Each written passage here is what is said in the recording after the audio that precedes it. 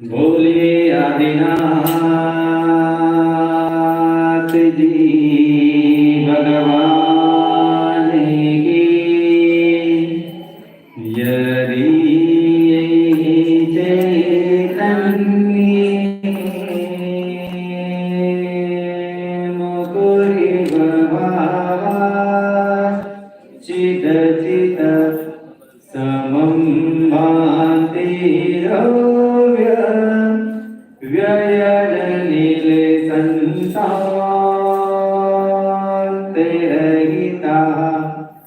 जग साक्षी मार्ग प्रकटन परोमान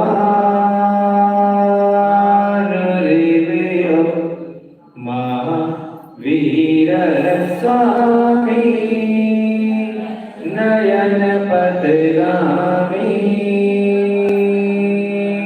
भवतु मे महावीर स्वामी नयन पथगामी भवतु मे। वर्तमान शासनाय भगवान महावीर स्वामी की। आचार्य भगवंत गुरु श्री विद्यासागर जी महाराज की। परम सत्य मुनि श्री प्रमाण सागर जी महाराज की। संगत सभी मुनिराजों की।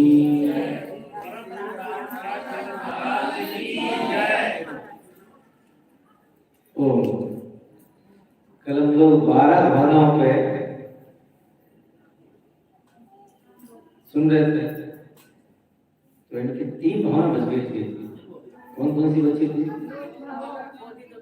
संसार केवल लोक भावना, बोधि दुर्लभ भावना और धर्म भावना। पहली कौन सी?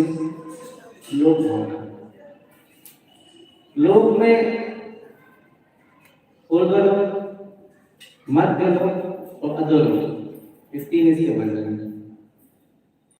संसारी प्राणी इन तीनों लोगों के मध्य में जन्म लेता है। वो जन्म उसके कर्मों के अनुसार उसे वहां मिलता है। हम अच्छे कर्म करें तो कहते हैं देवगति सबसे शुभ मानी जाती है, क्योंकि उसमें सुख ही सुख है। इंसान अपने जीवन सुख की तलाश करता है, तो देव प्रयाग में सुख है। और जिसे आत्मा की प्राप्ति करना है तो देव प्रयाग को छोड़ना पड़ेगा, क्योंकि देव प्रयाग में सुख तो है पर क्षण मात्र के लिए भी संयम नहीं है। बिना संयम की आराधना करे कोई भी आत्मा परमात्मा नहीं बन सकती। तीसरा लोक अधोलोक। क्या वहां कोई जाना चाहता है? जाना कोई नहीं चाहता, क्योंकि जीव जाता तो है। तो अवस्था है कर्मों की कि जैसे हम कर्म करेंगे उसके अनुसार ही हमें लोक में जन्म मिलेगा। हाँ, हम कर्मातीत हो जाए, कर्म से अतीत हो जाए तो संसार में जन्म की आवश्यकता नहीं पड़ेगी। कि जो कर्म सही थे तो तीनों लोक में जन्म लेगा। हालांकि 3 लोक से भी बाहर नहीं है, इसे कहा रहे हैं कि बात वाले पे जाकर कुछ कह जाता है। यहाँ तो धर्म धर्म है माता के, जहाँ धर्म का अभाव हुआ मुक्त आत्माओं पे कह जाती है। थोड़ी डीप बात। तो लोग कौन ही सिखाती कि हम चाहें या ना चाहें, अगर कर्म हमसे जुड़े हैं तो संसार में लोक में रहना ही पड़ेगा। और उन्हीं कर्मों को हम अपने पुरुषार्थ से क्षय कर दें तो संसार हमारा छूट जाएगा। तो लोक भावना में तीनों का लोक का वर्णन, इतने जीव जन्म लेते हैं, जो उत्पत्ति स्थान आदि आदि सारी बातें उसमें चिंतन करना। संस्थान क्या है, आयु क्या है, अवधारणा क्या है, कर्म क्या है। एक जीवन, एक मनुष्य के जीवन में जितनी धर्म संबंधी व्यवस्थाएं जुड़ी होती उन समस्त बातों का चिंतन करना लोक भावना। बाद में बोधि दुर्लभ भावना, ऐसी बोधि इसमें संसार से मुक्त होने की भावना उत्पन्न हो कि हे प्रभु अनादिकाल से न जाने कितनी पर्याय भटक के यहाँ आया और मनुष्य पर्याय मिली और अगर यहाँ पे मेरी बुद्धि नहीं जागी तो फिर से नया जन्म लेना पड़ेगा। तो निमित्त तो मुझे मिलते हैं पर मेरा उपादान जागृत नहीं हो पाता। ऐसी सामर्थ्य मुझ में दे, मेरी बुद्धि ऐसी प्रबुद्ध हो जाए, प्रबोध मेरे अंदर जाग जाए कि मैं संसार से मुक्ति की भावना भाव। तो बुद्धि तो मिली है और दुर्लभ बुद्धि हमें नहीं मिली। दुर्लभता मतलब भावना बना होगा कि संसार से मुक्ति की भावना तो भाव। तो दुर्लभ बुद्धि की सद ज्ञान सद प्रेरणा खुद के लिए मैं ऐसी भावना पाऊं कि संसार से मेरी मुक्ति होगी, कर्म का अच्छा हो, उस काल में जाकर विराजमान हो जाऊं। अंतिम भावना धर्म भावना। मैं आपसे पूछूं धर्म की परिभाषा क्या है, क्या बोलेंगे? क्या बोलेंगे आप? तो जीवन में सुख को लाए, जीवन में सभ्यता लाए, जीवन में सज्जनता लाए, जीवन में सत्कर्म लाए, वही तो धर्म है। धर्म कोई एक क्रिया का नाम नहीं है। धर्म कभी क्रिया का नाम तो हो जाता है। क्रिया तो मात्र समय के उपयोग करने के लिए किए, समय का उपयोग कर लो ताकि समय बर्बाद ना हो। धर्म तो आंतरिक व्यवस्था जो हम अंदर से करते हैं, हमारे अंदर जितने भाव उठते हैं वो धर्म भी होते और अधर्म भी होते हैं। धर्म की शुरुआत कभी बाहर नहीं हो सकती। धर्म की शुरुआत जब भी होगी वो अंदर से होती है। हम क्या करते हैं? धर्म से बाहर करते हैं, हम इतना छोड़ देंगे, ऐसा कर देंगे, वो कर देंगे, क्रिया करेंगे। ये बाहरी शुरुआत है। उसको करने से आपके अंदर अगर परिवर्तन नहीं आता तो क्या आप धर्म कर रहे हैं?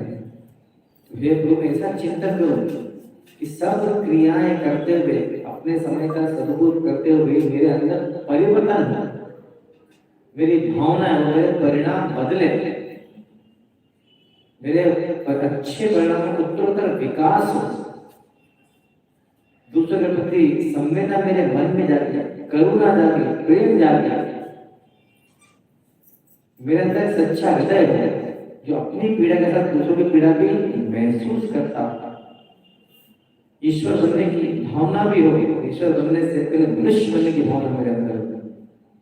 मैं सारे संपूर्ण मानव जाति को मेरा जीवन काम आ सकती है। ये भावना धर्म भावना है कि मेरा जीवन सबके काम में आ जाए। तीर्थंकर प्रभु जब तपस्या करते हैं उनको उद्देश्य होता अपने आत्मा कल्याण करना है, तो उनको केवल ज्ञान की प्राप्ति हो जाती है, दुनिया में रुक करते। क्यों? क्योंकि उनकी आयु का शेष है। तब तक आयु का उनका बचा है, केवल ज्ञान भले हो जाएंगे तो केवल ज्ञान होने के बाद तक आयु बची हुई शेष है। सबका संसार में तो रहना ही पड़ेगा। तब वो क्या करते हैं? वो संसार के प्राणी मात्र के कल्याण के लिए धर्म का उपदेश देते हैं।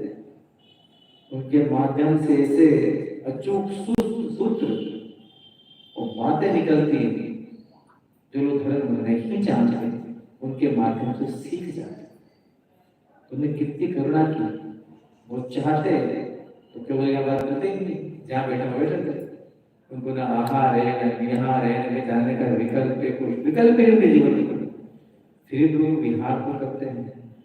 हम मानते तो भाव में नहीं होता, उनकी व्यवस्था ऐसी बनी हुई जो विहार करते हुए क्यों विहार करते हैं? भक्त जीवों को उद्बोधन देने के लिए कि उनके जीवन में धर्म की स्थापना हो जाए। तो उसी भाव से मोक्ष आना है। केवल ज्ञान उनको हो चुका, अब वो जानने वाले भाव से मोक्ष। फिर भी देखो उनके मन में कितनी करुणा और दया होती है। वो सोचते था बैठे थे आराम से, उनके कर्म तो कर रहे थे, फिर भी उन्हें करुणा की, दया की। वो घूम घूम कर संपूर्ण पृथ्वी पर समुद्र में विराज कर तत्व का उपदेश किया कि भव्य प्राणी संसार भटकता प्राणी को सुनकर अपने आत्मा को कल्याण के मार्ग पर लगा सकते। इतना समर्थ होने के बाद प्रभु इसे छोटे प्राणी लोगों की कृपा कर सकते हैं। हम अपनी भूमिका में रहकर, हमें केवल ज्ञान तो नहीं हुआ, पर अपनी भूमिका में रहकर हम कितने धर्म के काम कर सकते हैं, अवश्य करना चाहिए। हम मानते हैं द्रव्य से इतने समर्थ नहीं है, शरीर से इतने समर्थ नहीं है, और समय से इतने समर्थ नहीं, हम बंधे हैं। हम घर में बैठकर कल्याण की भावना भा सकते हैं, प्राणी माता का कल्याण और सबका भला हो। तीर्थंकर प्रकृति के बंध में 16 भावनाएं काम करती है। आप पूजा करो ना, कौन सी पूजा होती हो? घर से विशुद्धि धरे जो कोई, तो 16 कारण, भावनाओं के 16 कारण है। तीर्थंकर प्रकृति बांधने के लिए 16 भावनाएं मानी पड़ती है। कहते वो 16 भावना या पहली भावना जिसे कहते हैं दर्शन विशुद्धि भावना, एक भावना वालों या 16 भावना वालों, इसके माध्यम से तीर्थंकर प्रकृति का बंध होता है। उस दर्शन विशुद्धि भावना को परिभाषित करते हुए इसकी परिभाषा किसे कहते हैं? दर्शन विशुद्धि भावना। इतनी छोटी सी बात लिखी है कि तुम क्या बोल रहे थे, इतनी छोटी सी बात है, इसको इतना बड़ा आसान। दर्शन विशुद्धि भावना उसे कहते हैं संपूर्ण प्राणी मात्र के लिए कल्याण की भावना भला।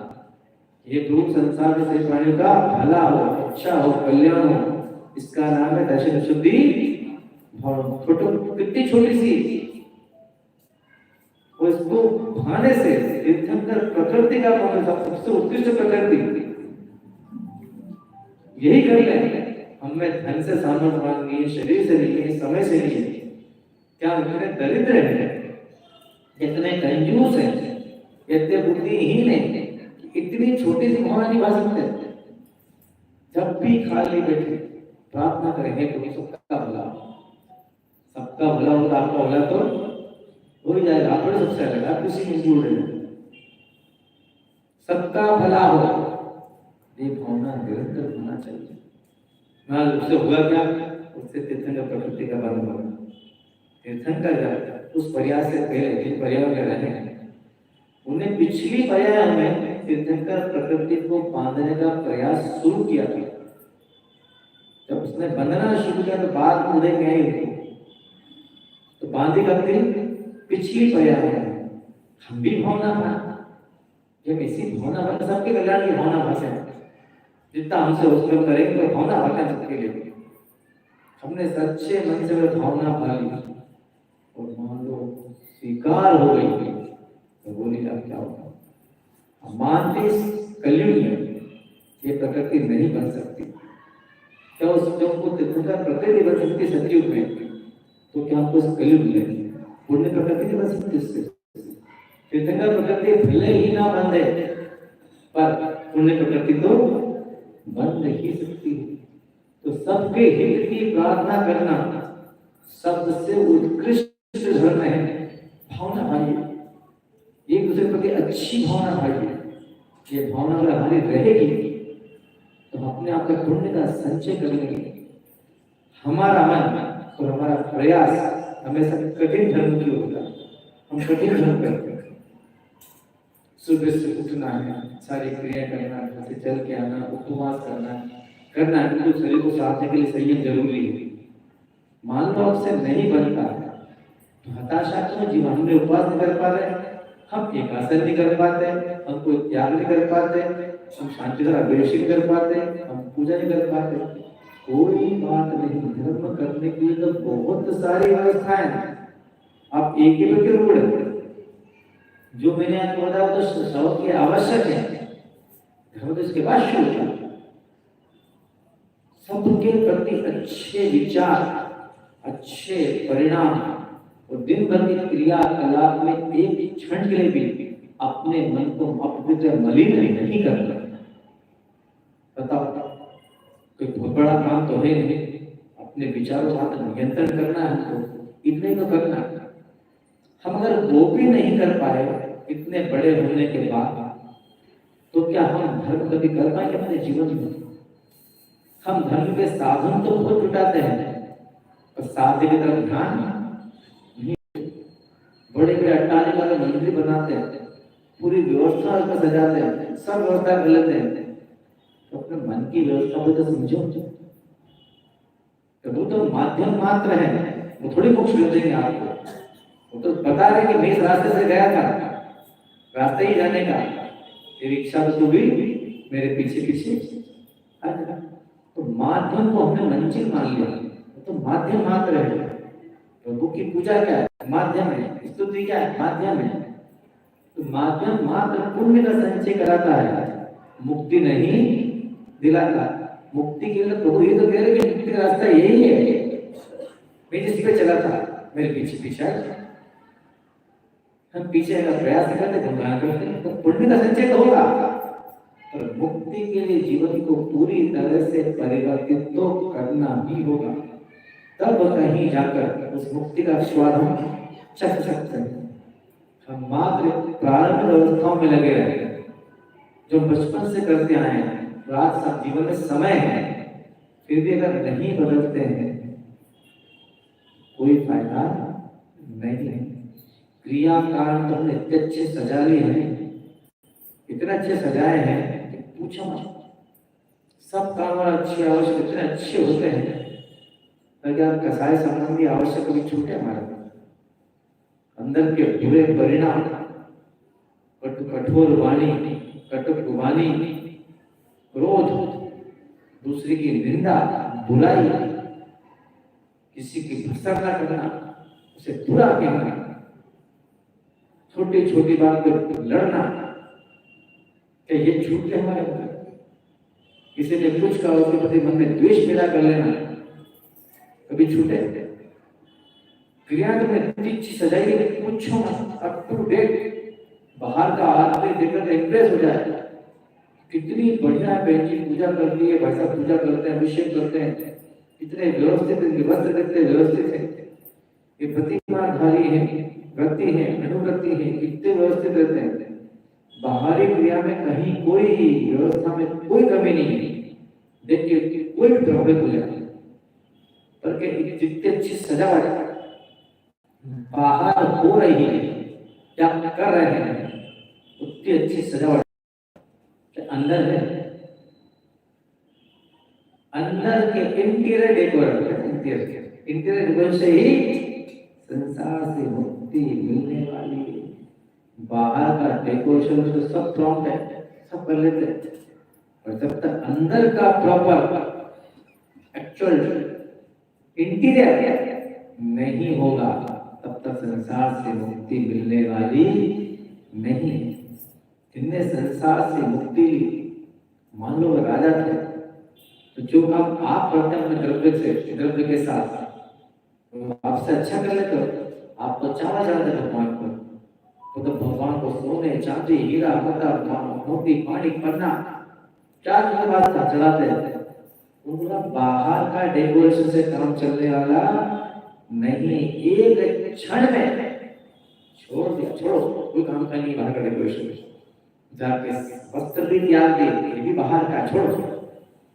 वस्त्र त्याग करने के बाद बाहर का पूरा चला गया, अब बचा क्या बताइए? अब बचा अंदर का मेल। उसी की सफाई करने के लिए एकांत में जाकर बैठ जाते हैं। हम क्या करते हैं? दुनिया के सामने घर का डेकोरेशन करते हैं, वो दुनिया के सामने बैठ के अंदर की सफाई करना चाहते हैं। कभी नहीं होगा। निमित्त मिलते रहेंगे तो चित्त गाफिल होता रहेगा, निमित्तों से तो बचना पड़ेगा। संपर्क बढ़ा के कभी साधना हो सकती है?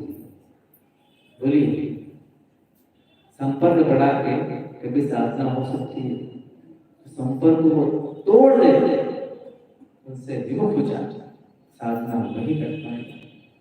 हम खुद अपने लोग के जीवन के बारे में सोचते थे, जब घर में थे तो कितने लोगों जानते थे?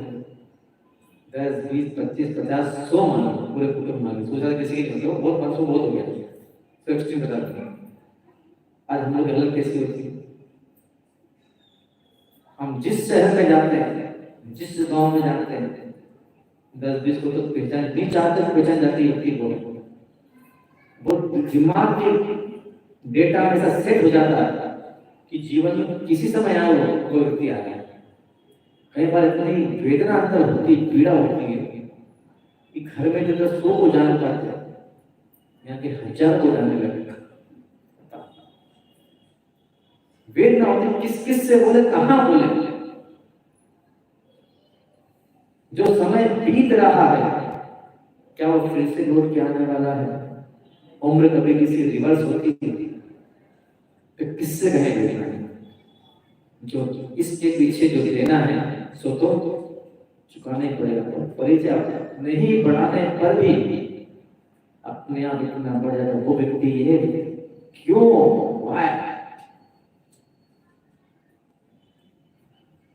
साधन तो बहुत जुड़ गए, साधना तो हो। इसीलिए तीर्थंकर को सबको जानते थे, सबके राजा थे, वो मालिक थे। एक क्षण में पहले त्याग किया और जंगल में शिला को बुझाकर बैठ गए, अपने आप को आकिंचन बना लिया कि मैं चक्रवर्ती सम्राट और मैं संपूर्ण पृथ्वी का मैंने त्याग किया है। त्याग तो मैंने किसने त्याग किया? मैंने त्याग किया। मैं अगर ये त्याग करते समय लेकिन मैंने त्याग किया, संसार से मुक्ति नहीं हो। वो कहते मैंने त्याग किया ही नहीं, मैं जो मैंने त्याग किया और त्याग करने पर मेरे अंदर जो भाव जाग गया त्याग का, मैं उसका भी त्याग करता हूं, तब जाके वो आकिंचन बनते हैं। त्याग करना तो त्याग के भाव का भी त्याग कर देना, मैंने क्या, उसका नाम है आकिंचन। सोचिए आप एक दुकान चलाते हैं, 2-4 फैक्ट्री चलाते हैं, 2-4 अपना घर चलाते हैं पूरा, तो अपने आप में होना क्या उनकी विश्वसनीय होती होगी? मैं मालिक हूँ, आई एम द क्रिएटर, मैं सबका करने वाला हूँ। कैसे उनके परिणाम पूरी पृथ्वी के मालिक संचालक है कि उनके हाथ के बिना कोई काम हो ही नहीं सकता था। उन्होंने क्षण मात्र में उसको ऐसा छोड़ा क्या आकिंचन दोनों अपने जीवन में अंगीकार करके एकांत में जाकर बैठ गए कि अब किसी से नहीं मिलना, अब नहीं मिलूंगा, तो मिलते ही नहीं किसी से, न बोला न कुछ। जैसी दीक्षा होती उनका पूर्ण मौन होता है, वो पवित्र आत्मा अवधि मने ज्ञान, मति ज्ञान, शुद्ध ज्ञान और अवधि ज्ञान साथ में लेके आते हैं। और जैसे ही उनकी दीक्षा होती तीर्थंकर होगी, जो तीर्थंकर होने वाले हैं, जैसे उनकी दीक्षा होती अंतर मुहूर्त की साधना करने के बाद उन्हें मन परे ज्ञान की प्राप्ति हो जाती है। अरे आपको अगर किसी व्यक्ति के बारे में या वो घटना घटने वाली है उसके बारे में पूर्व अनुमान हो जाए या आपको पता लग जाए तो आपके पेट बात बसती है और मुझे पता क्या होने वाला है, ये क्या होना, कैसे पेट दर्द, हमें पता 10-20 हमें पता। कैसा उसका साहस होता है, एक दर्द तो पूरा छोड़ दिया, पूरी पृथ्वी छोड़ दी, उसके बाद सब पता है, अवधि ज्ञान के माध्यम से सब पता हमको क्या होने वाला है। कोई जिज्ञासा अंदर नहीं, कोई उत्कंठा उसके अंदर नहीं, कुछ नहीं के अंदर, मने भरे ज्ञान हो गया। व्यक्ति क्या सोच रहा है बेटा ये भी वो जान सकते हैं। तो कोई मतलब नहीं मुझे किसी से परिचय बढ़ाना ही नहीं है। भौतिक जगत और आध्यात्मिक जगत, साधना का जगत बहुत अलग होता है। आपकी दुनिया में अगर परिचय नहीं हो तो अपना विकास आप नहीं कर सकते। जो लोग व्यापार करते हैं उनका ट्रांसलेशन मार्केट में नहीं हो तो क्या व्यापार कर पाएंगे? पहला सूत्र व्यापार का रिलेशन मेंटेन कीजिए, जान पहचान बढ़ाइए। तो भौतिक जगत में व्यापार हो, बिजनेस, नौकरी हो, नेतागिरी हो, जितने काम दुनिया के हैं उसमें जानकारी और परिचय होना बहुत जरूरी है। और अध्यात्म मोक्ष मार्ग इससे एकदम विपरीत चलता है, उसमें इन सारी बातों के लिए कोई स्थान नहीं है। आत्मा या परमात्मा उससे ही मिलेगा। तो एकांत में बैठकर अपने आप में डूबना जानता हो, दुनिया की भीड़ में बैठकर कोई ईश्वर को नहीं पा सकता। ईश्वर दुनिया की भीड़ में कभी आता ही नहीं। सच्चा साधक वही होता है तो सुबह से लेकर शाम तक सिर्फ अपने आप को ही समय देता हूँ। तो क्या करें, समाज के पीछे रहें, लोगों से ना बोले तो बोलते महाराज हमारा कल्याण कैसे होगा, हमारा कल्याण कैसे होगा। तो साधु अपने गांठ का समय निकाल के दे रहा है तो क्या उसका उपयोग आप सही अपने जीवन में कर रहे हैं।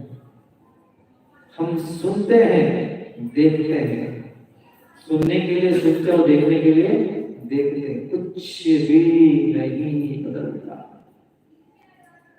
कैसे हमारा मन बदलेगा, ये निमित्त हमेशा नहीं मिलते। आज है कल रहे ना रहे, उपादान तो उसी का सफलीभूत होता है जो निमित्त से अपने मतलब की बात निकाल कर आगे की ओर प्रयाण कर जाता है। मुझे आगे की ओर जाना है, हम निमित्त पर ही अटके रहते हैं। निमित्त क्यों हमारी निमित्त तो क्षमात्र का होता है, और आपके अंदर जो उपादान है खुद को बदलने की शक्ति है वो तो आपके पास सुरक्षित है ना सुरक्षित। तो फिर इतने निमित्त मिलने के बाद भी अंदर की कमजोरी क्यों है, क्योंकि हमने कभी सोचा ही नहीं कि हमें परिवर्तित भी होना है। हम तो मात्र सुनने के लिए सुनते हैं, वो करने के लिए करते हैं, बदलने के लिए नहीं करते। जब तक धर्म बदलने के लिए नहीं किया जाएगा तब तक धर्म कोई मतलब निकलने वाला नहीं है।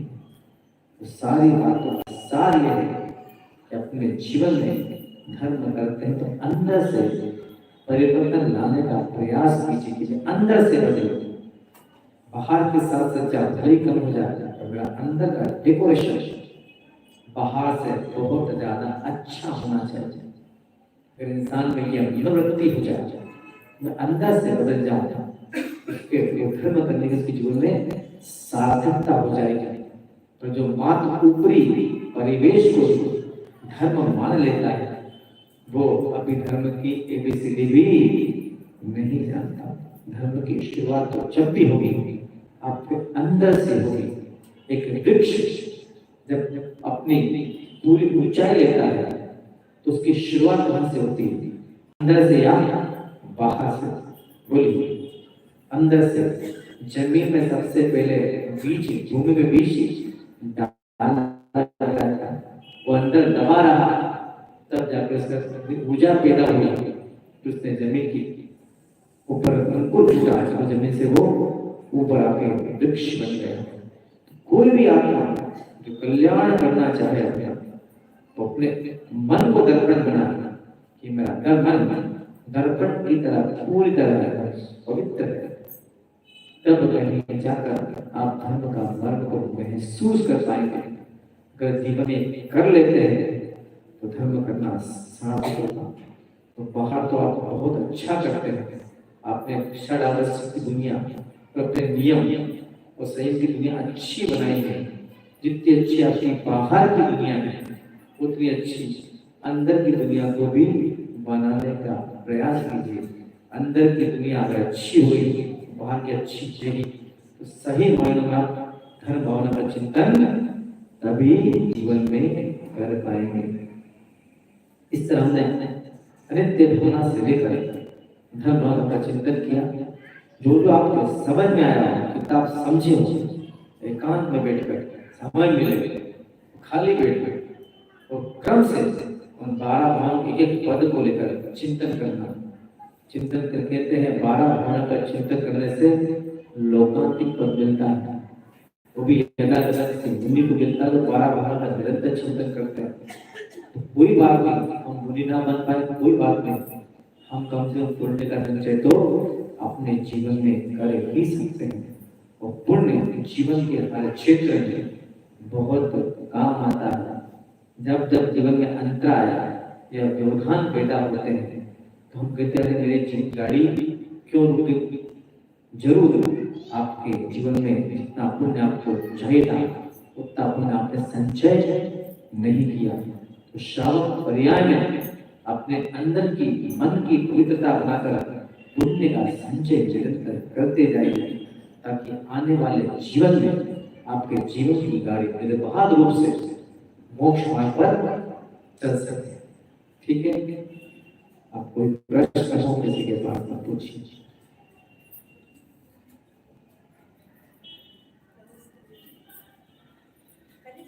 जीवन में जब हर व्यक्ति अपने कर्तव्यों का पालन करता है, उसमें घर के सदस्यों द्वारा प्रोत्साहन कितना जरूरी, या फिर यह कह देना कि यह तो आपका कर्तव्य, इसमें आपने कुछ अलग नहीं किया, आपकी तुलना दूसरों से की जाए, तो क्या प्रोत्साहन से कुछ विकास है परिवार का कि नहीं? अच्छा प्रश्न था कि परिवार में कोई सदस्य और किसी को काम कर रहा है तो अपनी ड्यूटी बड़ी कर रहा है, आपकी ड्यूटी कर नहीं था आपका, वही उसको प्रोत्साहन मिले तो कितने अच्छे से अपना काम कर पाए। प्रोत्साहन तो मिलना चाहिए या नहीं मिलना चाहिए, ये प्रश्न आपका। देखिए, आप परिवार में रहते हैं और परिवार में प्रत्येक सदस्य की एक दूसरे के प्रति सहयोग की भावना, एक कर्तव्य भावना तो होनी चाहिए। एक बहुत पुरानी घटना है, नाम उसका भूलना, 2 दिन पहले उसकी पढ़ी थी मैंने। एक घटना जापान की। जापान में परिवार हुआ करता था, उसके मुखिया का नाम भूला, सदस्य नाम था उसका। उस परिवार में 1000 सदस्य थे, कितने 1000 सदस्य, और पूरा एक चूल्हा। जब राजा को पता चला कि इस मेरे जापान में कोई ऐसा परिवार है 1000 सदस्य हैं, तो सबसे बड़ा व्यक्ति था 105 साल का, उसको बुलाकर पूछा राजा ने किसी क्या टेक्निक है कि तुम्हारा कुनबा इतना बड़ा है, तुम इतने अच्छे से रहते हैं। उसे बात कही कि मेरे पूरे परिवार में आपसी मेलजोल का एक ही सूत्र है, क्या है? आपसी सहयोग की भावना। चूंकि गृहस्थी में रहते हैं और गृहस्थी में रहते हुए सबके अपने अपने कर्तव्य और दायित्व हैं। कर्तव्य कब तक है? जब तक आप पे कोई डिपेंड है, आप पे डिपेंड है, उसकी डिपेंडेंसी मानो खत्म भी हो जाए, फिर भी दायित्व कभी खत्म नहीं होते। कोई भी इंसान अपने कर्तव्य और दायित्व का निर्वाह अगर अच्छे से कर रहा है तो उसके मन में भावना जरूर होती है कि कोई एप्रिशिएट तो करे, कोई मेरी प्रशंसा तो करे। प्रशंसा करना उसके मन में कोई चापलूसी या कोई उसको नंबर लेना नहीं है, ताकि उसे एनर्जी उसको मिल जाए, ताकि मैं कोई काम अच्छे से कर सके। एक नीति मैंने कहीं पढ़ी थी, उसमें बात लिखी थी, उसने कहा था कि जब भी कोई अच्छा काम करे और आप वो थैंक यू बोले, धन्यवाद बोले, तो उसको जरूर ले लेना। आपने मुझे अहंकार दिया, धन्यवाद दिया, आपने काम किया, बहुत बहुत धन्यवाद आपका, अहंकार आता नहीं। इसको पॉजिटिव वे में सोचिए, आपने कोई काम किया, उस सामने वाले को धन्यवाद, आपको अपने काम का सही प्रतिफल मिला, अगली बार वही काम फिर से उपस्थित होता, तो आप करेंगे या नहीं करेंगे? आप करेंगे ना, कि पिछली बार आपने काम किया था, लोगों ने उसको स्वीकार किया था, आपकी तालियां बजी थी, आप सेकेंड बार फिर वही काम करेंगे। इस दृश्य को विपरीत बनाते हैं। मान लो आपने पूरा काम कर दिया, तो अपना मतलब निकाल के चलते बने, अब दूसरी बार करेंगे वो काम? नहीं करेंगे। इसलिए जब भी कोई व्यक्ति आपका हित करता है, वो परिवार का सदस्य हो या समाज का या अपने नगर का या राष्ट्र का, आपके प्रति अगर किसी ने भला किया तो उसे धन्यवाद जरूर दीजिए, जरूर बोला कि धन्यवाद, आपने बहुत अच्छा किया। पूरे विश्व में एक या दो कंट्री से, भारत मान लीजिए, भारत से लगा हुआ मुस्लिम राष्ट्र पाकिस्तान है, श्रीलंका होता है, हमारे नियर जो आसपास है, ये 3-4 कंट्री को छोड़ दीजिए, बाकी विश्व के जितने देश हैं, वो संपूर्ण विश्व के देशों में अगर राह पर चलता वो सैनिक हो, वो सामने से निकल रहा हो और आम आदमी गुजरेगा तो वो अब एक तरफ करके उसके लिए ताली जरूर हो जाती है। तो उसके लिए ताली हुई है, सैनिक जा रहा है, आर्मर जा रहा है, सिपाही जा रहा है। क्यों? क्योंकि हम तो घर में महफूज बैठे होते हैं, वो बॉर्डर पर जाकर यही करते हैं। उनके अंदर राष्ट्र की भावना हमारा प्रोत्साहन ही जगाएगा। जब ऐसा नहीं करते हैं हम राष्ट्र का अपमान करते हैं। ये बात बहुत पहले उठी थी, जब भी कोई सैनिक आपके सामने से निकलता खड़े उसका अभिवादन कीजिए, आपने बहुत अच्छा काम किया। तभी तो जानकी हौसला अफजाई से देश की सीमा पर लड़ेगा। एक एग्जाम्पल है, अगर आप अच्छा काम करते हैं तो आपको धन्यवाद तो मिलना ही चाहिए, इसकी आशा बिल्कुल रखना चाहिए। तो आप आपके अच्छा काम करता है तो आपकी ड्यूटी बनती है कि आप उसे धन्यवाद अवश्य करें। फिर भी आप जो काम करते हैं वो आपको धन्यवाद नहीं कहता, वो कहता आपकी ड्यूटी है, तो मान लीजिए इट्स माय ड्यूटी, ये मुझे तो करना ही है। जीवन में कर्तव्यों का निर्वाह करते हुए आपको धन्यवाद भले ही ना मिले, पर एक चीज बहुत गहरी मिलती है। बताओ क्या मिलता है? आपने अपने कर्तव्य की इतनी शीघ्र रोज निभाते हैं और आपको कोई धन्यवाद कोई नहीं कहता, फिर भी आप जीवन में क्या सीख जाते हैं? उसे कहते हैं अनुभव। जीवन रोज सिखाता, जीवन से बड़ा शिक्षक दुनिया में कोई दूसरा है ही नहीं। जिंदगी रोज सिखाती है, तो जीवन रोज सिखाता है, हम रोज सीखते हैं उससे। तो धन्यवाद की अपेक्षा होना चाहिए, पर मान लो कोई इस बात को समझता ही नहीं हो तो अपने मन को मायूस करने की अपेक्षा हम अपने कर्तव्य पर तो निर्बाध आगे बढ़ते रहे कि तूने हमें धन्यवाद नहीं दिया, कोई बात नहीं, तेरी सेवा करने से, तेरे प्रति कोई काम करने से, तेरी भलाई करने से हमने जीवन में अनुभव सीख लिया कि ये काम ऐसे होता है। तो धन्यवाद मिल जाए तो बहुत आपका पुण्य है, और नहीं मिले तो अपने जीवन में उस धन्यवाद की अपेक्षा से मायूसी पैदा मत कीजिए। कर्तव्य पथ पर आगे बढ़ते जाइए। सामने वाला कहे या ना कहे, वो महसूस तो अवश्य करता है कि इसके बिना काम चलने वाला नहीं है। ना समझ से समझदारी की अपेक्षा करना गलती हमारी है कि सामने वाले की? किसी गलती है हमारी है ना?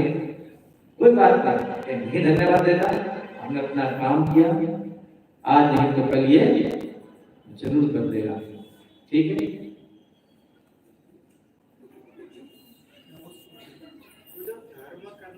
धर्म करना चाहिए, लेकिन स्वार्थ के लिए धर्म क्या धर्म है?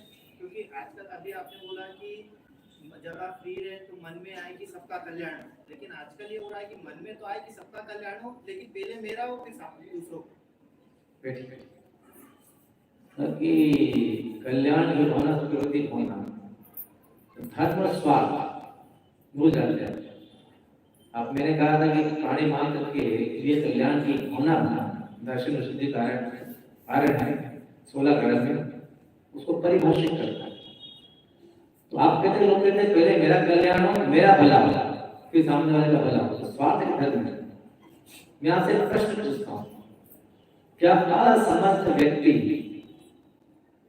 किसी का भला कर सकता है? हम में खुद में ही सामर्थ्य नहीं होगी तो हम किसी का भला करेंगे? पिता नहीं कमाएगा तो घर चलेगा, साधु स्वाध्याय नहीं करेगा तो क्या पिता का ज्ञान दे पाएगा, अच्छी बात बता पाएगा? तो स्वार्थी होना कोई बुरा नहीं है, स्वार्थी इंसान को होना ही चाहिए। पर जब आप अपना विकास कर लें तो आपके जीवन में ऐसे अवसर आए कि अपने विकास के माध्यम से आप दूसरे जीवन को विकसित या विकासित कर सकते हैं, तो स्वार्थ के बाद परमात्मा में जरूर लगिए। कोई व्यक्ति दान करता है, व्यापार करता है, उसकी फैक्ट्रियां जो भी व्यापार करता है, एक 2 3 4 तरह से बढ़ा जाता है, इसका व्यापार बढ़ता जाता है, अपने लिए करता है। हम में स्वार्थी है, और अपने द्रव्य में से दान देता है, तब क्या लेगा स्वास्थ्य? परमार्थी है, परमार्थ किया। तो बिना स्वार्थी बने परमार्थ कभी हो ही नहीं सकता। खुद सक्षम बनेंगे तभी तो दुनिया का भला कर पाएंगे। हमारी जेब में छदामी नहीं है, उसको सपने कौन से देख रहे हैं? चक्रवर्ती के आसन पर बैठने का। सबका भला कर देंगे, पहले जेब में पैसा तो है तेरे, तब तो भला करेंगे। हिंदुस्तान में से कई औद्योगिक घराने हैं कारपोरेट जगत में, दुनिया में पहचान की लाइफस्टाइल ऐसी कि वो इतने महंगा पानी पीते, इतनी महंगी चाय पीते, कॉफी पीते, उनका के बारे में क्या ये लोग भला नहीं करते राष्ट्र का? हम लोगों को तो पता भी नहीं चलता। जब सरकार को बहुत तो मोटी राशि आवश्यकता पड़ती है आर्मी के लिए या राष्ट्र के विकास के लिए, तो सरकार इन्हीं लोगों से पैसा लेती है। ये लोग खुशी खुशी देते हैं। इतने टाटा हो, बिरला हो, अंबानी हो, अडानी हो, ये स्वार्थी लोग हैं। ये स्वार्थी नहीं है लोग, ये राष्ट्र की पहचान है। एक बात बड़ी अच्छा बोलेगी, कहते हैं कि हिंदुस्तान में जो ऋषि लोग उसमें का सेकंड या फोर्थ नंबर भारत आता है, रिलायंस टाटा जो भी आता है। औद्योगिक जगत का सबसे महंगा घर किसके पास है पूरी दुनिया में? पूरे औद्योगिक जगत का सबसे महंगा घर कौन रहता है? सबसे महंगी बिल्डिंग रिलायंस का मालिक। सोचिए आप, भारत की पहचान बनी कि नहीं बनी कि पूरे विश्व भारत राष्ट्र है जहाँ सबसे महंगे घर में आदमी रहता है। वो भले स्वाद उसकी बहुत शिकार आपको दिया, उसको आप उसे छू नहीं सकते। आपने नहीं छुआ तो आपका संपूर्ण विश्व है या आपका संपूर्ण भारत है। वो आदमी स्वार्थी भले रहा हो, आपसे बात भी न करता हो, तो उसने हमारे देश को पूरी दुनिया के सामने एक पहचान दी है कि दुनिया का सबसे अमीर व्यक्ति भारत में रहता है। मैं नेशनलिटी राष्ट्रीयता होगा तो हमारे अंदर शुद्ध भावना कभी आएगी नहीं। वो स्वार्थी है, उसका परमाणु कितना बड़ा है, इसने देश की पूरे विश्व भारतीय पहचान बना दी। भारत में अमीर व्यक्ति है। एक एग्जाम्पल दिया है जो उसे एग्जाम्पल मैंने दिया। तो जीवन में जब भी आसपास आपको बहुत बड़े लोग हैं, बहुत स्वार्थी घमंडी है, ये सोचिए कि व्यक्ति मेरे लिए भले का उपयोगी नहीं है, पर क्या समाज और आज के उपयोगी है या नहीं? अगर द्रव्य नहीं होगा तो क्या परमार्थ काम कर पाएंगे? किसी का भला कर पाएंगे? किसी का विकास कर पाएंगे? पहले मेरी धारणा इससे संपन्न लोगों के बारे में बहुत अलग थी। मैं बहुत ज्यादा किसी से पहले बोलता ही था कि संपन्न व्यक्ति समझता बहुत घमंडी होते हैं। मैं पहली बार जब राजस्थान उदयपुर शहर में गया तो वहां वंडर सीमेंट के मालिक सिंबल जी पार्टनर, उनकी धर्मपत्नी तारिका जी पार्टनर, भाई से जाता था, वो बोला कभी नहीं उससे। वो पहले और उसे मिलने आया, जबकि पार्टनी ग्रुप आरके वालों बहुत संपन्न समुद्र के देश के अपने समाज के राजा हो जाए, इतने संपन्न लोग समाज के करते होते हैं। तो पहले वो 10 मिनट से बात की मैंने, तो मेरे पास बैठने से बात की। पहली बार सुनते ही मेरी धारणा तोड़ दी। इतना अति संपन्न व्यक्ति, इतना सहज, इतना सरल, इतना डिसेंट हो सकता है। आप कहीं जाए और मान लो आपको बैठने की चटाई नहीं, आप देखता है कुछ मिल जाए बैठने के लिए, उस व्यक्ति ने परवाही नहीं वाले में बैठा था, जमीन की साफ ना चुपचाप बैठ गया। समाज का राजा है। उदयपुर में उसके बारे में कहते हैं, आप फतेहपुर कौन से फतेह सागर झील है, उसके सामने उदय विलास पैलेस है, पुराना राजा का महल है। अब गाइड बोलता है कि पुराने राजा का महल है, उसी आके परिवार ने भी 200-300 करोड़ रुपया है, किला बनवाया है, तो वो नए राजा का महल है, जिसकी पहचान है। अब सोचिए, व्यक्तिगत तौर पर उससे भले नहीं मिल पाते तो क्या पूर्ति स्वार्थी है? आज समाज की पहचान है कि जैन समाज जैसे संपन्न लोग भी बैठे हुए हैं। संपन्न व्यक्ति मान लो आपके पंच कल्याण है, कोई कार्यक्रम है, आपके समाज का एक श्रेष्ठी अपना निजी हेलीकॉप्टर लेकर प्लेन में बैठ कर आता है, तो कितने कौन है भैया वो जीनी विद्या का प्रोग्राम चल रहा उसका है, जैन समाज की सांस बढ़ती होती कि जैन इतने संपन्न है कि अपने घर में प्लेन लेने के आते हैं प्रोग्राम में, कदू चढ़ो चाहते हैं, बोली प्रभाव न होती नहीं। हो सकता है इस भौतिक जगत में हम लोग अपने शब्दों के माध्यम से इतनी प्रभाव न कर पा रहे, पर आप लोग अपनी इसी दुनिया में रहकर स्वार्थ से निकलकर परमार्थ में बढ़ते हैं तो आप लोग गहरी प्रभाव न कर सकते हैं। इससे श्रावक के माध्यम से धर्म की गहरी प्रभाव न होती, परंतु हमें अपना दृष्टिकोण बहुत बड़ा रखना पड़ेगा। उस व्यक्ति ने भी धारणा बदल दी, पहले ये सोचता था कि पैसे वाले अच्छे नहीं होते, उसके बाद बोल लगा पहले भी बोलता। तो इंसान से जब तक व्यक्ति दूरी में नहीं मिलेंगे आप कैसे जान पाएंगे कि इंसान कैसा है। वो हमसे उसका काम नहीं पड़ा, हमसे उसका काम हमारा उससे काम नहीं पड़ा, हमने कहा धारणा इंसान बुरा है। हम जितने संबंध मेंटेन करते हैं, जितनी धारणाएं बनी है, जितने आपके जीवन में जो आप जानते हो, जो धारणा है आपने अपने मन में उनके प्रति बना रखी, सच सच बोलेगा, सुन बना रखी है, मिलकर बना रखी है।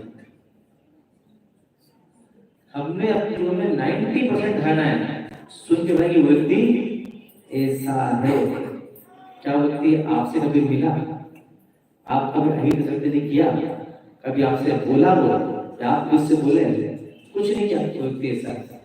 तो हम जब तक जीवन में बिना मिले किसी के प्रति धारणा बनाएंगे, वो धारणा कभी सच नहीं हो सकती। कोई बात नहीं, बहुत बड़ा व्यक्ति हमसे क्या करे मिल गए, भावना उतना बड़ा व्यक्ति है, मैं बड़ा तो बड़े करेगा, जब भी करेगा सबके लिए करेगा। तो यही स्वार्थी बिना बने आप समाज में परमार्थ नहीं कर सकते। खुद को सक्षम बनाने के पहले आप दूसरों को सक्षम नहीं बना सकते। फिर हम मुनि नहीं बनते, हमारे गुरु मुनि नहीं बनते, तो हम नहीं बनते, उनसे उपदेश हमको मिला, हम नहीं बनते तो क्या आप उपदेश देते? मैं आपकी तरह होता तो आप मेरी बात सुनते? हम तो ऐसा समर्थ व्यक्ति ही दूसरों को समर्थ बना सकता है। तो स्वार्थ के बिना परमार्थ कभी नहीं हो सकता।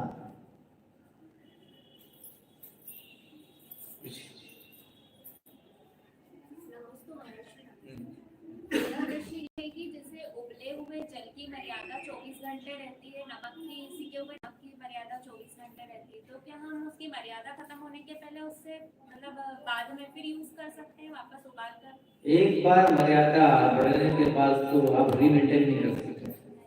और दूसरा प्रश्न ये है कि जैसे हम बाहर से कुएं का या बोरिंग का जल लाते हैं तो उसको हम प्लास्टिक की कैन में घर में रखने के लिए यूज करते हैं, मतलब तो उसको कब तक रख सकते हैं घर में? प्लास्टिक की कैन की क्वालिटी कहने में पूछा कि हम बाहर कुएं का पानी या जो पानी यूज करते प्लास्टिक कैन नहीं करते, उसको कब तक रख सकते हैं? मैं सवाल पूछता हूँ उससे, आपके घर में जो बर्तन होंगे ना उसमें 90% बर्तन प्लास्टिक के होंगे कि बिना प्लास्टिक के जीवन खत्म हो चुका है। अब प्लास्टिक इतना हाईटेक क्वालिटी का आता है कि उसके ऊपर रिएक्शन उस फूड में या लिक्विड में होते ही नहीं। हाँ, आप पानी को मेंटेन करते हैं तो ये देखिए पानी पीकर इसे प्लास्टिक का स्मेल तो आप लोग अपने घर में छत के ऊपर टैंकी रखते हैं प्लास्टिक, वो तो 12 महीने छत पे होती है वो धूप में। अब तो शायद 7 लेयर 8 लेयर की टैंकी आने लगी है, उस पर लेयर पे अगर पानी खराब नहीं होता, उसका स्वाद खराब नहीं होता, तो आप कितने रख सकते हो? तो चेक करते रहिए पानी खराब तो नहीं होगा।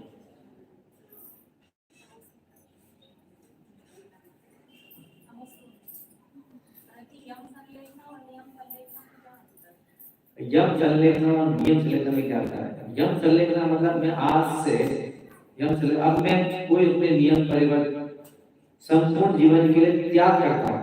यम मतलब संपूर्ण जीवन और नियम मतलब समयावधि, इस समय तक के लिए, इस समय से इस समय तक के लिए नियम में कहलाता है और आजीवन यम में होता है।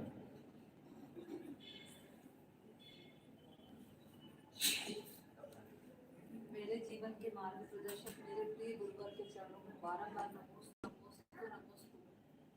महाराज जी, एक जिज्ञासा है कि इस कर्मों के आधार पर स्त्री और पुरुष के जन्म का निर्धारण कैसे होता है? कहते हैं कि पूछा कि कर्मों के आधार पर स्त्री और पुरुष के जन्म का निर्धारण कैसे होता है।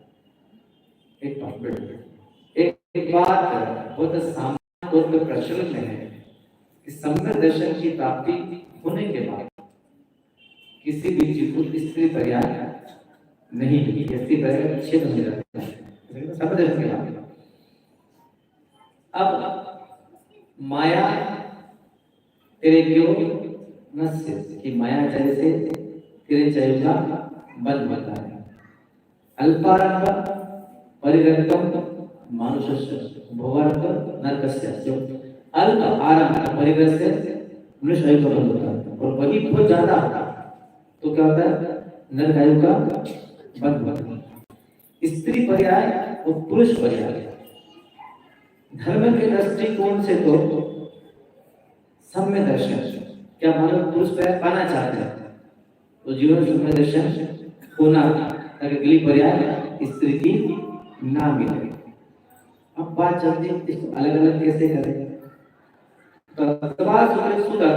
स्वभाव मार्दवम च, स्वभाव की कोमलता से मनुष्य बना जाता है, पर जिनके अंदर बहुत ज्यादा कुटिलता होगा, कपटता, निंदा के भाव, चुगली की भावना, इससे स्त्री पर्याय का बंधन होता है। अति निंदा करना, अति निंदा मायाचारी के पास, छोटी छोटी मायाचारी, सच बात को झूठ बना के बोलना, छोटी बड़ी दिन भर उसी में दिमाग लगाना, क्षुद्र मानसिकता, क्षुद्र मानसिकता से स्त्री पर्याय होती है। दूसरी बात, बहुत ज्यादा आकर्षित होना, अपने रूप पर बहुत ज्यादा अहंकार, आसक्ति का भाव और अहंकार का भाव अपने रूप पर, यह भी स्त्री पर्याय में कारण है। स्त्री पर्याय जो मिलती है उसके लिए बहुत बड़े कारण है इंसान के जीवन में घटने वाली क्षुद्र मानसिकता, जो हमारे जीवन का हिस्सा बन चुकी है, हम करते हैं महसूस भी कभी नहीं होती।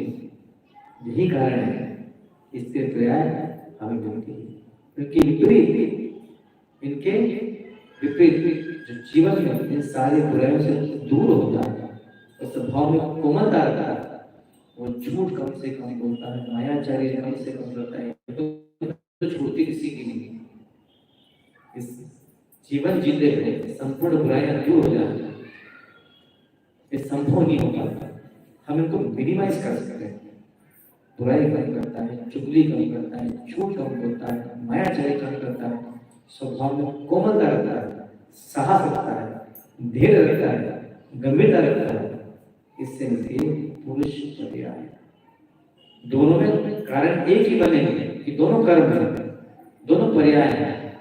एक में अधिकता और एक में अल्पता। अल्पता वाला अपने मन की विशुद्धि और आत्मा की पवित्रता बढ़ाएगा तो मनुष्य पर्याय से मुक्ति होती है। मुक्ति किससे होती है? मनुष्य पर्याय से। वही संसार से मुक्ति दिलाएगी। स्त्री पर्याय से मुक्ति तो नहीं होती। तो मान लो जीवन की जो कमजोरियां हमारे स्वभाव मार्दवम च, हमारे स्वभाव संबंधी हमें जो वीकनेस है हम उसको जीत लेते हैं तो स्वभाव की कोमलता से हम पुरुष पर्याय पा सकते हैं। तो वही स्वभाव हमारा पुत्र हो जाए या विकारी हो जाए तो पर्याय अच्छे जो इससे पर्याय में जा सकते हैं। स्त्री मायाचारी करती है, छोटी करते हैं, बुरा नहीं माना मेरी बात का।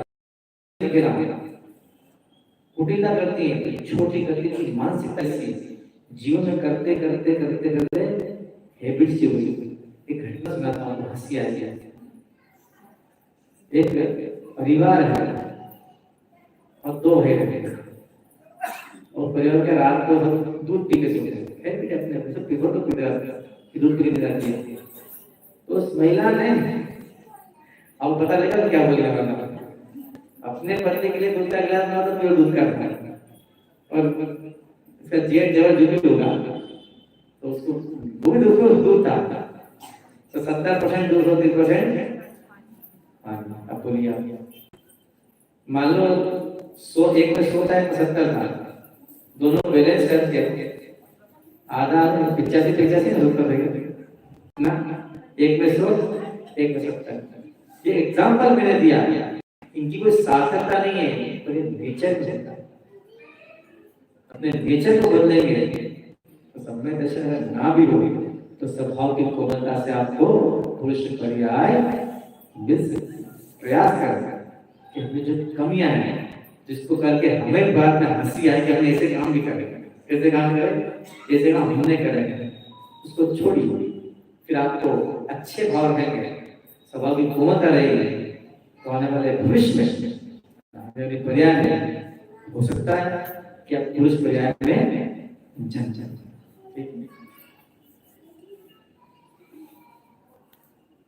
ओके,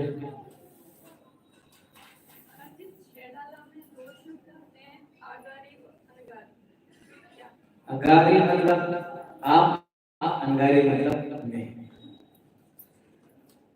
तो अगार से जो घर सही तो अगारी, तो जो घर रही तो हम जैसे अंगारी। ये इसका ये देखो विषय के लिए सामान्य प्रश्न पूछो, शास्त्र के लिए प्रश्न पूछा। प्रश्न ऐसे हो सबके काम। गीत तो बहुत सुंदर गाया है, तो किसी को समझ में नहीं आया, तो ऐसा गीत क्यों गाया है? पूछिए। अब आगे आ जाए।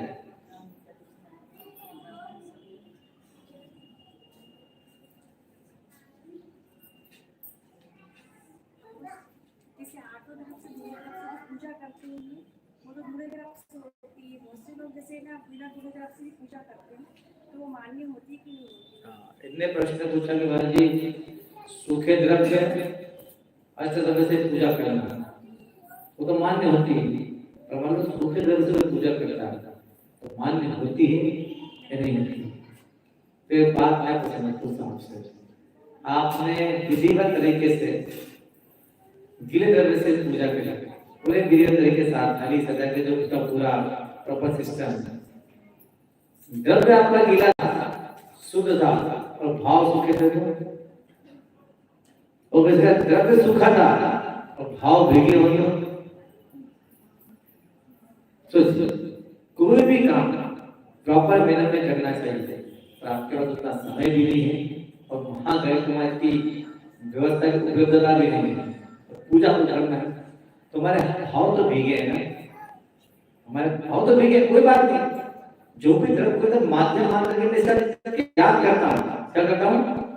द्रव्य त्याग है, एक पूजा करने के माध्यम से षड आवश्यक का पालन होता है। जैसे षड आवश्यक कौन से? देव पूजा, गुरु उपासना, स्वाध्याय, संयम, तप और दान। ये षड आवश्यक आवश्यक कंपल्सरी रोज करना चाहिए। अब मान लो आप पहला काम करते हैं, कौन सा? देव पूजा करने का। तो पहला आवश्यक पूरा कि आपने पूजा की, आपने देव की पूजा कर ली, जब आपके जितना भगवान विराजमान उनकी पूजा कर ली, आपकी देव पूजा हो गई। अब आपको देव साथ गुरु की पूजा की जानी हो, तो देव की पूजा भी हो, गुरु की उपासना भी हो गई, तो देव पूजा और गुरु उपासना। अब तीसरा कौन सा आया? स्वाध्याय। आप जब पूजा पढ़ेंगे तभी तो करेंगे ना, तो निर्माणी में कुछ पढ़ रहे हैं, पूजा कहलाएगा स्वाध्याय। अब कौन सा आया? संयम। जिसमें पूजा करते हैं उसमें दोनों संयम बनते हैं आपके, इंद्रिय संयम और प्राणी संयम। क्या आप पूजा करते करते नाश्ता करते हैं? क्या आप पानी पीते हैं? कुछ खाते भी नहीं, पीते भी नहीं, तो पूरा इंद्र से पला हमारा और पूजा कर रहे हैं तो हिंसा करते हैं, किसी चीटी मारे, चीटा मारे, मारते हैं किसी को, तो प्राणी संयम, किसी हिंसा भी हमने की तो हमारा संयम बन गया, इंद्र संयम और प्राणी संयम अब आया। तब अब मतलब ठंडी है, गर्मी है, बरसात है, अनुकूल स्थान नहीं है, भीड़ बोलते, हल्ला बोलते, एक उमस भरा माहौल है, फिर भी हम दत्त अचित होकर भगवान की पूजा कर रहे हैं। यहाँ पर क्या कराएगा? तब अब आया लास्ट में दान। आप अपने माध्यम से प्रभु के चरणों में अर्पित करते हैं, वो आपका दान। एक पूजा करने के माध्यम से श्रावक के शराब से बोझ बन जाएंगे। पूजा कर लीजिए बस, ये पूजा उपासना, स्वाध्याय, संयम का और दान। फिर भी आपने कहा कि तरफ अगर लेके आए तो अगर मंदिर व्यवस्था मिल जाए तो प्रॉपर उसको अच्छे से धो के चंदन केसर लगा सजा के वैसी पूजा की होगी, और नहीं तो भाव अपने अंदर से घी रखिए। भले सूखा भगवान का द्रव्य स्वीकार नहीं करता, तो जब भी स्वीकार करेगा आपके गीले भाव ही स्वीकार करेगा। जैसे ना हमारे परिचय शतांबर जी, तो एक बार उन्होंने हमसे ये बोला था कि जैसे आप लोग दूल्हे तरफ वगैरह से करते हो तो उसमें जीवाणु हो जाते हैं, तो मतलब वो वैसी बातें कर रहे थे मुझसे, मतलब वो लेडीज की, वो तो तुम ये धोते हो, ये करते हो तो उसमें जीवाणु होते हैं, तो इसलिए तो हमारा उद्देश्य का कि वो सहेली है जो परिचित, तो शतांबर जी कहती है कि अगर पूरे तरह से पूजा करते हैं तो जीवाणु बढ़ जाते हैं, वो रखा रहता है तो उसमें जीवाणु हो जाते हैं, मतलब दोष लगता है। है। यद उद्देश्य तत् कार्य, हमारा उद्देश्य क्या है? भगवान की पूजा करना। अब मान लो सावध दिलेसो गोकुल राशो दोषाय नाम कणिका विशेष्य, कि हमें समुद्र के बराबर पुण्य मिलने वाला है। कितना? समुद्र के बराबर पुण्य मिलने वाला है। और मान लो समुद्र में एक विष की कणिका गिर जाए तो क्या समुद्र खराब होता है? पूरे समुद्र में एक फूट जहर डाल दिया जाए, समुद्र जहरीला होगा? कभी नहीं। इतना महापुण्य कमाने के लिए मानो थोड़ा सा सावधानी हो भी जाए, थोड़ी सी गलती हो भी जाए तो वो क्षम्य होती। उसके बाद भी हमारा उद्देश्य क्या है? हमें श्री जी की स्तुति करना, की पूजा करना। हाँ, पूजा करने के बाद ऊपर छत पे जाकर जहाँ माली द्रव्य को सुखाता है, एक पन्नी बिछा के द्रव्य को उस पर फैला देती है, खुली हवा और धूप से थोड़ी देर द्रव्य सूख जाती है। कई बार पूजा करते करते सूख जाती है। अब किसी का चावल को विशेष चिकन बात दूसरी ग्लिसरीन मिला के लाया तो मुझे पता नहीं लगा ग्लिसरीन मिला इसमें कोई बात नहीं। ऐसा और सावधानी का बात सीख रहे अपने, और सावधानी के लिए पूजा करने के बाद द्रव्य लीजिए, मंदिर में जहाँ बाहर या ऊपर छत की व्यवस्था हो जाके पन्नी बिछाकर अपने द्रव्य को फैला के रहिए, ताकि जो काम आप कर देंगे मालिक बाद में नहीं करना। ठीक है?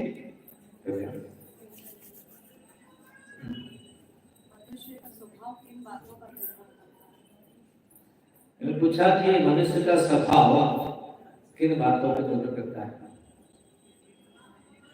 जहां तक मैं समझता हूँ, कुल और जाति के संस्कार पर ही इंसान का स्वभाव निर्भर करता है। इन दोनों मेरे बात होती थी आपके दोस्तों। कलकत्ता के बीते समय में एक अधिवेशन हुआ, सर्वधर्म का सम्मेलन था। हम लोग ने चतुर्मास किया था 2013 में, उसके पहले घटना है कलकत्ता में। तो सातों समाज जो भी हिंदू, मुस्लिम, सिख, ईसाई, पारसी, क्रिश्चियन सब आए थे। तो एक हिंदू संत उन्होंने स्पीच दी, बोलते बोलते बोल रहे कि विश्व में जितने आतंकवादी सारे एक पर्टिकुलर कास्ट का नाम होगा, एक पर्टिकुलर कास्ट से होते हैं। कि जैन के बारे में कुछ नहीं बोला, उसका अपनी स्पीच दी।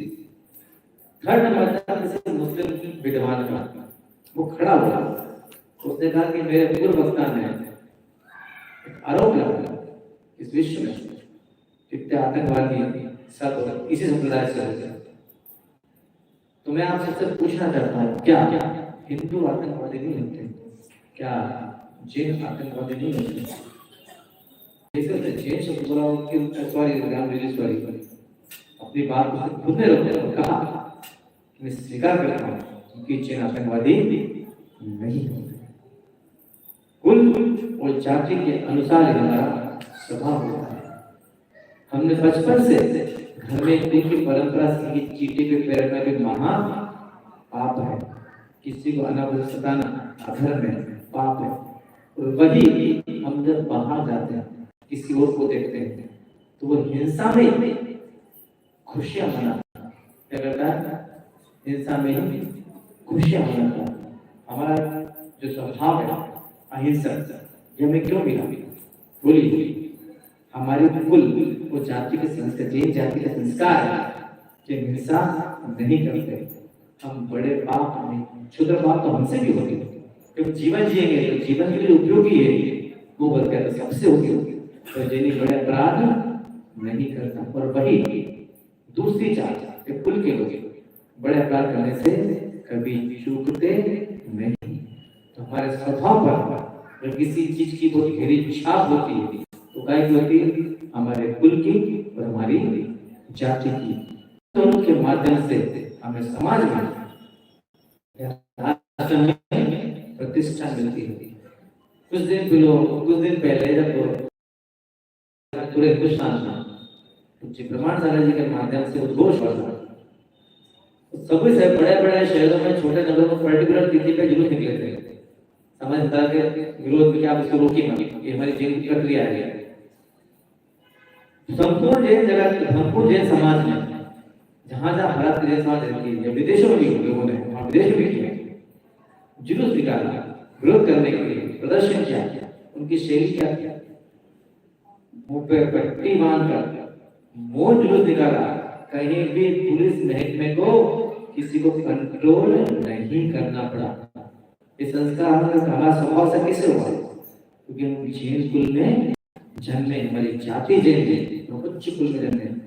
यही आप देख लीजिए, जैन को हटाकर रिजर्वेशन के लिए हर 2-3 साल में पर्टिकुलर राज्य में ट्रेनें रोकना, आग लगाना, मकान लूट लेना, दुकान लूट लेना, तो करते करते वो भी तो जाति है। हम भी जाति है, हमारी भी जाति है, उनकी भी जाति है, दोनों की जाति है। जैन कभी गलत काम नहीं करता, किसी की हिंसा जैन नहीं करते, उसकी जाति कुल के संस्कार है। और वही जो से बहिर्बुद्धि की जो संस्कार है वो करते हैं।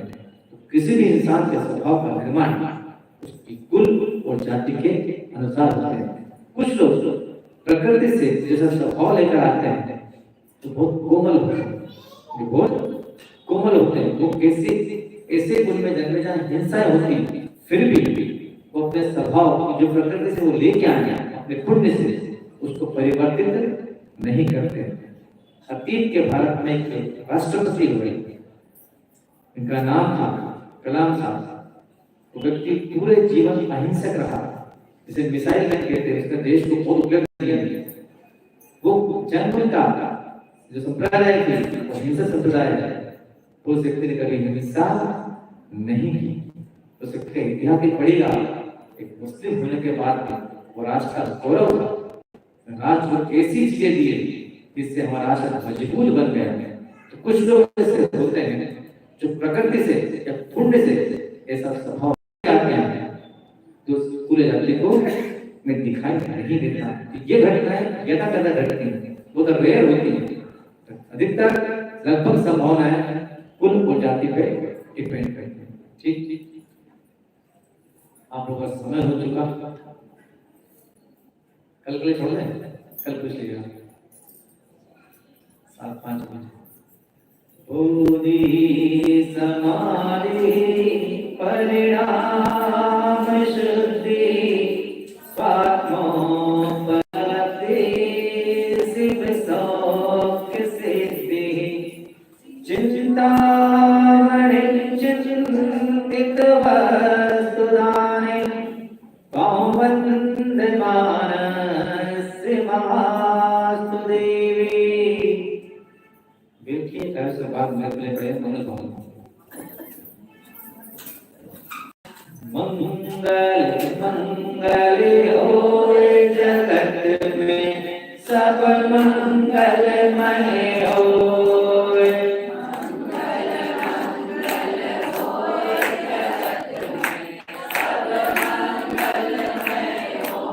इस धरती के हर प्राणी का मन मंगलमय होए।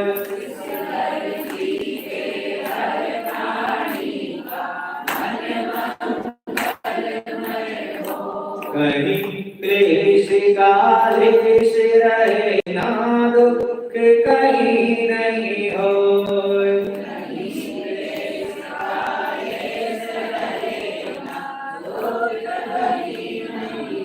मन में चिंता भय न सतावे रोग शोक नहीं होए।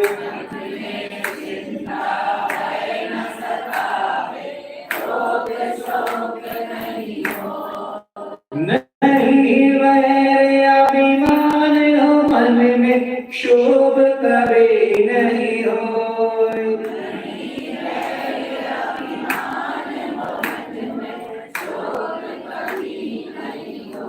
मैत्री प्रेम का भाव रहे नित मन मंगलमय होए।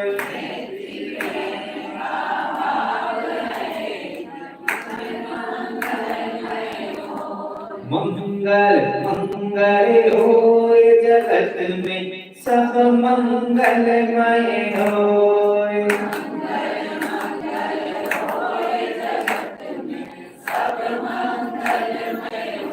इस धरती के हर प्राणी का मन मंगलमय होए।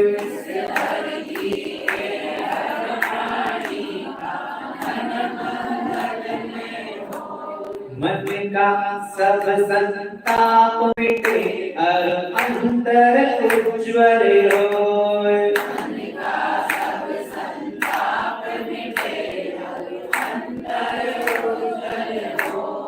राग द्वेष और मोह मिट जाए आत्म निर्मल होए।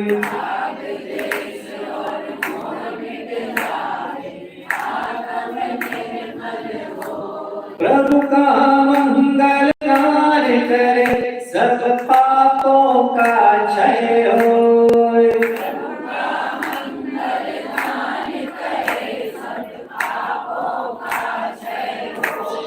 इस जग के हर प्राणी का हर दिन मंगलमय होए।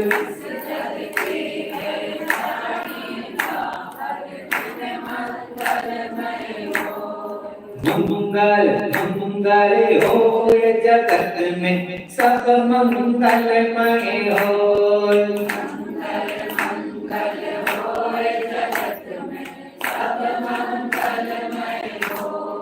इस धरती के हर प्राणी का मन मंगलमय होए।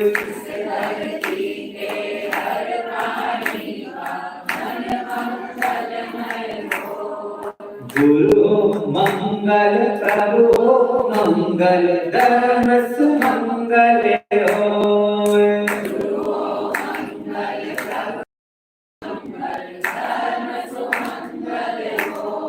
माता पिता का जीवन मंगल परिजन मंगल होए।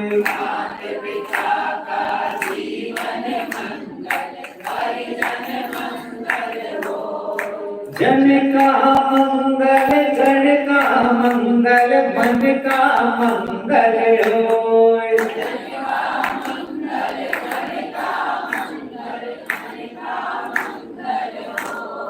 राजा प्रजा सभी का मंगल धरा धर्ममय होए।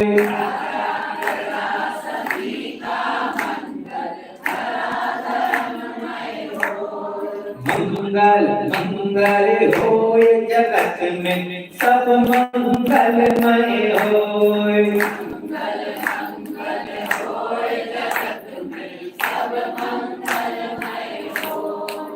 इस धरती के हर प्राणी का मन मंगलमय होय। इस धरती के हर प्राणी का मन मंगलमय होय। मंगलमय हो प्रातः हमारा, रात सुमंगल होय। मंगलमय हो प्रातः हमारा, रात सुमंगल होय। जीवन के हर पल हर क्षण की बात सुमंगल होय। जीवन के हर पल हर क्षण की बात सुमंगल होय। घर घर में मंगल छा जावे, जन जन मंगल होय। घर घर में मंगल छा जावे, जन जन मंगल होय। इस धरती का कण कण पावन हो मंगलमय होय। इस धरती का कण कण पावन हो मंगलमय होय। मंगल मंगल होय जगत में सब मंगलमय होय। मंगल मंगल होय जगत में सब मंगलमय होय। इस धरती के हर प्राणी का मन मंगलमय होय। इस धरती के हर प्राणी का मन मंगलमय होय। सब जग में मंगल बड़े तड़े मंगल है प्रमाण की भावना सब में हो सदैव। चरणवंत गुरुवर श्री विद्यासागर जी महामुनिराज की, परम श्रद्धेय मुनि श्री प्रमाण सागर जी महाराज की।